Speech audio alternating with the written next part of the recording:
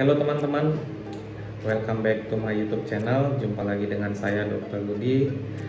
Kali ini kita akan membahas suatu video yang yaitu tentang bagaimana atau apa saja indikasi atau kapan-kapan saja kita seharusnya memeriksakan CT scan kepala kepada pasien di IGD ataupun di pasien-pasien di poliklinik ya teman-teman.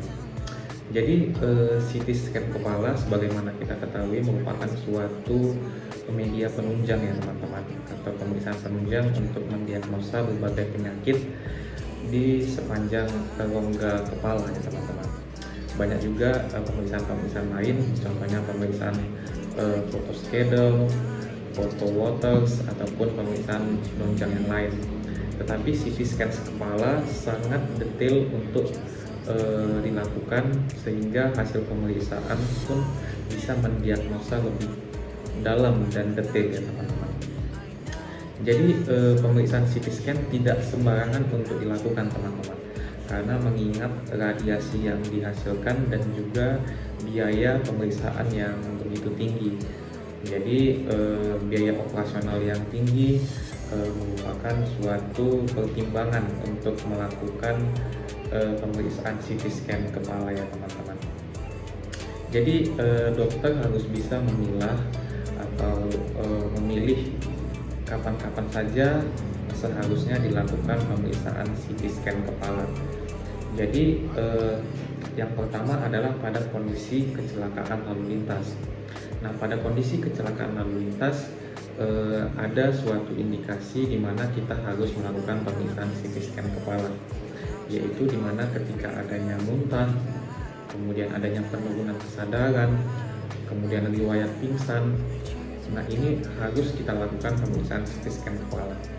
Mengapa kita harus melakukan ini? Karena ada yang dinamakan dengan pendarahan intrakranial maupun pendarahan subdural atau pendarahan epidural, dan banyak jenis pendarahan di rongga kepala akibat kecelakaan. Pemeriksaan CT scan juga bisa untuk mendiagnosa berbagai fraktur atau patah tulang tengkorak. Jadi pemeriksaan CT scan kepala sangat diindikasikan bagi pasien-pasien yang mengalami kecelakaan lalu lintas. Tetapi teman-teman, pada kecelakaan lalu lintas yang contohnya hanya sederhana dan tidak terjadi benturan di daerah kepala, maka tidak perlu untuk dilakukan pemeriksaan CT scan kepala. Kemudian yang kedua adalah pada pasien-pasien stroke. Nah, pada pasien stroke atau terjadi penurunan kesadaran, tekanan darah yang tinggi, tiba-tiba pingsan, tiba-tiba jatuh, tidak sadarkan diri, maka dokter harus bisa melakukan pemeriksaan CT scan kepala atau melakukan permintaan untuk melakukan CT scan kepala. Mengapa hal ini dilakukan?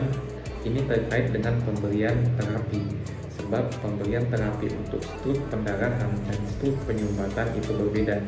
Ketika pada pasien stroke pendarahan kita kasih obat pengencer darah yang seharusnya dilakukan pada stroke iskemik, maka pendarahan akan semakin luas. Jadi melakukan pemeriksaan CT scan kepala mutlak dilakukan pada pasien-pasien yang mengalami stroke ya teman-teman.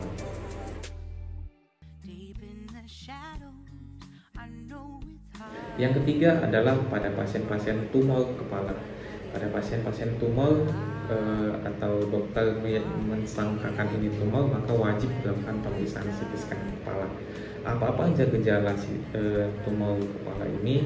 Contohnya adanya kelemahan anggota gerak, kemudian adanya pandangan yang kabur, adanya perubahan perilaku, maka ini pun wajib dilakukan pemeriksaan CT scan kepala. Ini digunakan untuk melihat apa jenis tumor tersebut atau di mana lokasinya, sudah seberapa luas penyebaran tumor dan lain sebagainya. Jadi teman-teman tidak sembarangan untuk melakukan pemeriksaan CT scan kepala, mengingat tingkat radiasi dan biayanya yang cukup mahal. Jadi teman-teman perlu untuk berkonsultasi dulu dengan dokter Anda sebelum melakukan pemeriksaan penunjang atau pemeriksaan diagnostik. Jadi nyeri kepala yang hanya biasa-biasa, kemudian adanya mual, kemudian adanya gejala-gejala yang kurang spesifik, itu tidak diindikasikan untuk dilakukan pemeriksaan CT scan kepala, mengingat tingkat radiasi dan juga biaya yang cukup tinggi ya teman-teman. Jadi teman-teman, cukup sekian informasi singkat dari saya. Jangan lupa untuk like, komen, dan subscribe video ini, serta bagikan bagi teman-teman yang membutuhkan video ini, dan jangan lupa untuk saksikan video-video saya selanjutnya. Terima kasih, salam sehat.